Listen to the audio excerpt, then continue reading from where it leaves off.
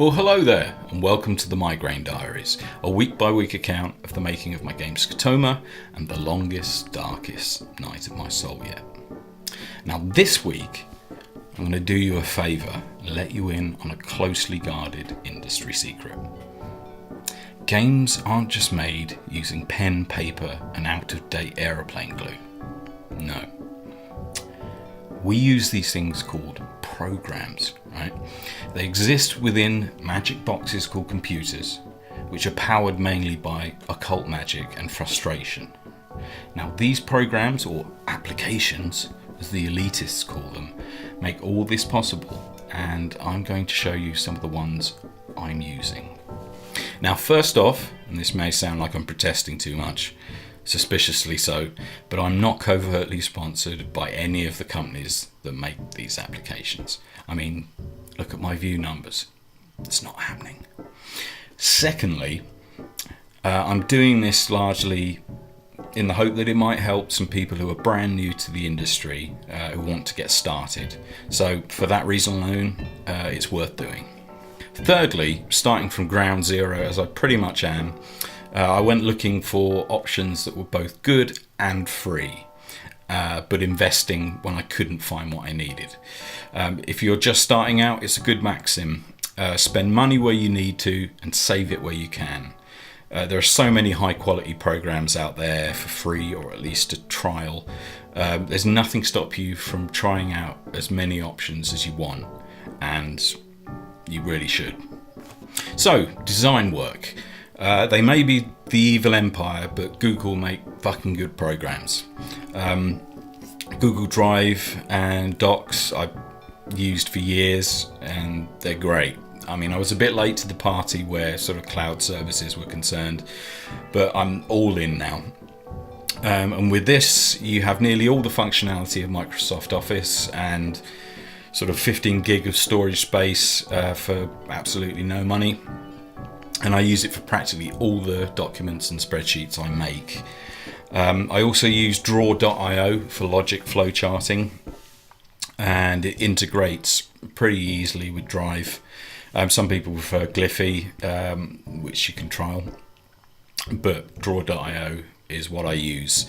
And you know, half my design programs for free. Can't really complain. Well, I could, but then I'd be a twat. Next up, visualization. I do have some background in 3D, limited knowledge of Maya and 3ds Max, and also an ancient program called Cinema 4D. But I didn't really want to get bogged down in proper modeling from scratch. So I got hold of a rather neat voxel modeling program called Magica Voxel, which allowed a chronically impatient bastard like me to knock up test environments and objects in a matter of moments. It's great. And while tinkering with Unity, which is the engine I'm going to be using for the game, I found myself simply chucking a mouse look helper script on the camera, dumping the Magica Voxel models into it, and hey presto, I've got an easy way to preview the environment. For those of you needing a more technical solution, Blender is free as far as 3D modeling programs go, but I've found it rather unintuitive, and I really don't need 3D software for much anyway, at least not now. Still, lots of people like it, and that's fair enough. On to project management. Throughout the years that I've spent working in small and medium-sized teams, I've found that regular communication between team members is ridiculously important to keep a project on track throughout its lifespan. And Slack is excellent for this, especially when you're working remotely. You can create subboards which are searchable using hashtags. You can share media, everything you would normally need in an instant messaging environment. You can even do sort of video conferencing using the Hangouts thing. Yeah, it's great. Trello is a collaborative notice board based approach to keeping track of tasks, which is helpful for a sort of a manageable overview of the medium-term progress. And along with that, and for longer term tracking, I'm intending to use Team Week. It's largely a visual choice, because the bar approach just makes a lot of sense to me. It's easy to interpret visually. And actually Trello integrates nicely with Team Week as well. So that takes care of everything. Version control. GitHub seems pretty de facto amongst the indie community. And to be fair, it was the programmer I'm working with at the moment who brought this to my attention. It's free unless you want to make private repositories, which if you believe in a project, you probably do. So this is maybe somewhere you need to make some outlay. Version control isn't really my area though. I'm still kind of learning as I go along. On the audio side, it didn't make sense to me to stray too far away from the heavy hitters of the industry, Wise and Fmod.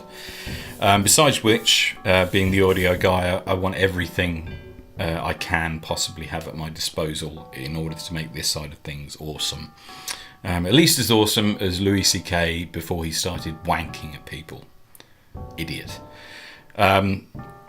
Fmod is pretty much free before it actually comes to publishing something with commercial concerns. But it's a fantastic piece of software and pretty much everything I'll need to do what I intend to. On the composition side, I used to use Sonar X3 until I realised it was an unintuitive pile of flaming garbage, and now I use Cocos Reaper as a simple lightweight alternative. It's fucking great, and the price for small business use is ridiculously generous. Finally, until a proper artist is on board, I need to do visual work here and there, hence the opening titles to these diaries, for example. For that, I use Easy Paint Tool SAI. Simple as that. It's free, it's ace, and I can't afford Photoshop. Well, that's another one done. Next week, I'll be talking about the thorny issue of funding. Jesus. Anyway, until then, I suppose I should say like, share, and subscribe. It's the sort of thing people do, isn't it? Do it if you want. Anyway, cheers. See you later.